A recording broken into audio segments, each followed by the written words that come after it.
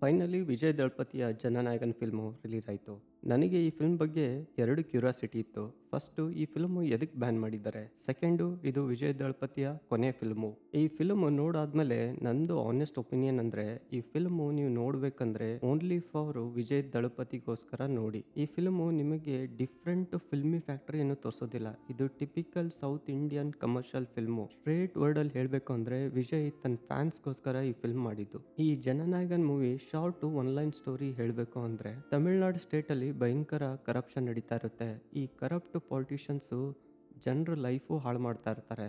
ಇವರಿಂದ ಡೈರೆಕ್ಟ್ ಆಗಿ ವಿಜಯ್ ಫ್ಯಾಮಿಲಿಗೂ ಪ್ರಾಬ್ಲಮ್ ಆಗುತ್ತೆ. ಅದಕ್ಕೆ ವಿಜಯ್ ಈ ಕರಪ್ಟ್ ಪಾಲಿಟಿಷಿಯನ್ಸ್ನೆಲ್ಲ ಹುಡುಕಿ ಎಲಿಮಿನೇಟ್ ಮಾಡಕ್ ಸ್ಟಾರ್ಟ್ ಮಾಡ್ತಾನೆ. ಮತ್ತೆ ಈ ಪಾಲಿಟಿಷಿಯನ್ಸ್ ಹಿಂದೆ ಯಾರು ಮಾಸ್ಟರ್ ಮೈಂಡ್ ಇದ್ದಾರೆ, ಮೇನ್ ವಿಲನ್ ಯಾರಿದ್ದಾರೆ ಅಂತ ಫೈಂಡ್ ಔಟ್ ಮಾಡ್ತಾನೆ. ಇದ್ರ ಜೊತೆಗೆ ವಿಜಯ್ ಪಾಸ್ಟ್ ಅಲ್ಲಿ ಏನಾಗಿದ್ದ ಅನ್ನೋದು ಈ ಫಿಲಮ್ದು ಒಂದು ಸಸ್ಪೆನ್ಸ್ ಇದೆ. ಈ ಫಿಲ್ಮು ಆ್ಯಕ್ಟಿಂಗ್ ಪರ್ಫಾರ್ಮೆನ್ಸ್ ಬಗ್ಗೆ ಮಾತಾಡಬೇಕಂದ್ರೆ Pooja Hegde as usual same character.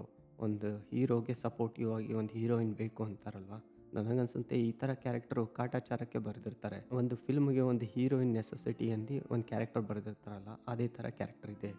Next Bobby Deol. Film start ಆದಾಗೆ ಬಾಬಿ ದೇವಲು ದೊಡ್ಡ ವಿಲನ್ ಥರ ಪ್ರೊಜೆಕ್ಷನ್ ಮಾಡ್ತಾರೆ. ಆದರೆ ಫಿಲಮ್ಮು ಮುಗಿತಾ ಮುಗಿತಾ ಅವನು ಒಂದು ಜೋಕರ್ ಥರ ಕಾಣಕ್ಕೆ ಸ್ಟಾರ್ಟ್ ಮಾಡ್ತಾನೆ. ನನಗನ್ಸುತ್ತೆ ಬಾಬಿ ದೇವಲ್ಗೆ ಒಳ್ಳೆ ದುಡ್ಡು ಆಫರ್ ಮಾಡಿರ್ತಾರೆ, ಅದಕ್ಕೆ ಬಾಬಿ ದೇವಲು ಓಕೆ ಅಂದಿರ್ತಾನೆ. ಇನ್ನೊಂದು ಸಂದೀಪ್ ವಂಗಾರೆಡ್ಡಿ ಎನಿಮಲ್ ಇಂದ ಸೌತ್ ಅಲ್ಲೂ ಬಾಬಿ ದೇವಲ್ ಕ್ರೇಜ್ ಒಂದು ಸ್ವಲ್ಪ ಜಾಸ್ತಿ ಆಗಿದೆ. ಅದಕ್ಕೆ ಸ್ವಲ್ಪ ಯುಟಿಲೈಸ್ ಮಾಡೋಣ ಅಂದು ಬಾಬಿ ದೇವಲನ್ನು ಕಾಸ್ಟ್ ಮಾಡಿದ್ದಾರೆ.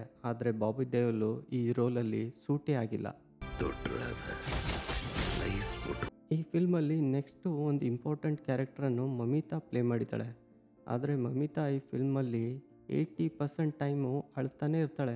ನೀವು ಎಲ್ಲ ಸೀನ್ಗಳು ಅಬ್ಸರ್ವ್ ಮಾಡಿ ಅವಳ ಕಣ್ಣಲ್ಲಿ ನೀರೇ ಇರುತ್ತೆ.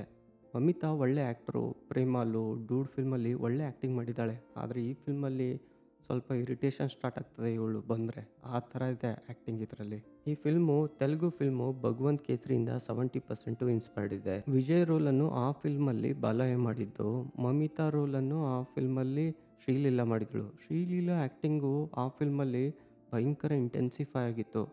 ಅದು ನಿಮ್ಗೆ ನೋಡ್ತಾ ಇದ್ದರೆ ಒಳ್ಳೆ ಕ್ಯಾರೆಕ್ಟರ್ ಅನಿಸ್ತಾ ಇತ್ತು ಅದರಲ್ಲಿ. ಆದರೆ ಇದರಲ್ಲಿ ಮಮಿತಾ ಆ್ಯಕ್ಟಿಂಗು ನಿಮಗೆ ಆ ಥರ ಇಂಪ್ಯಾಕ್ಟ್ಫುಲ್ ಅನಿಸೋದಿಲ್ಲ.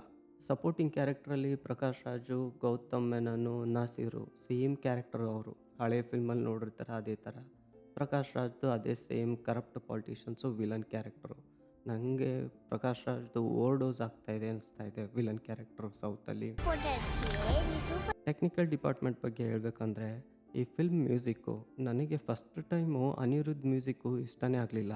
ನೀವು ಈ ಫಿಲ್ಮ್ ನೋಡಾದ್ಮೇಲೆ ಯಾವ ಮ್ಯೂಸಿಕ್ ಬಿಟ್ಟು ನಿಮ್ಮ ತಲೆಯಲ್ಲಿ ಉಳಿಯೋದಿಲ್ಲ. ಅನಿರುದ್ಧ್ ನೆಲ್ಸನ್ ಮತ್ತು ಲೋಕೇಶ್ ಕನಕರಾಜನ್ ಫಿಲ್ಮಲ್ಲಿ ಅಷ್ಟೇ ಚೆನ್ನಾಗಿ ಮ್ಯೂಸಿಕ್ ಕೊಡ್ತಾನೆ ಅನಿಸುತ್ತೆ. V F X C G work ಭಯಂಕರ ಕೆಟ್ಟದಾಗಿದೆ ಈ ಫಿಲ್ಮಲ್ಲಿ. ಇಷ್ಟು ದೊಡ್ಡ ಬಜೆಟ್ ಫಿಲ್ಮಲ್ಲಿ ಈ ಥರ ವಿ ಎಫ್ ಎಕ್ಸ್ ಮಾಡಿದ್ರಂದ್ರೆ ನೀವು ಶಾಕ್ ಆಗ್ತೀರಾ. ಈ ಫಿಲ್ಮು ವಿ ಎಫ್ ಎಕ್ಸ್ ನೀವು ನೋಡ್ತಾ ಇದ್ರೆ ಯೂಟ್ಯೂಬಲ್ಲಿ Chinese film V F X ಇರುತ್ತಲ್ಲ ಆ ಥರ ಇದೆ. ಓವರಾಲ್ ಈ ಫಿಲ್ಮ್ ರೇಟಿಂಗ್ ಬಂದು 5/3.5 ಸ್ಟಾರ್. ಈ ಫಿಲ್ಮನ್ನು ವಿಜಯ್ಗೋಸ್ಕರನೇ ಥಿಯೇಟ್ರಿಗೆ ನೋಡಕ್ಕೆ ಹೋಗ್ಬೋದು.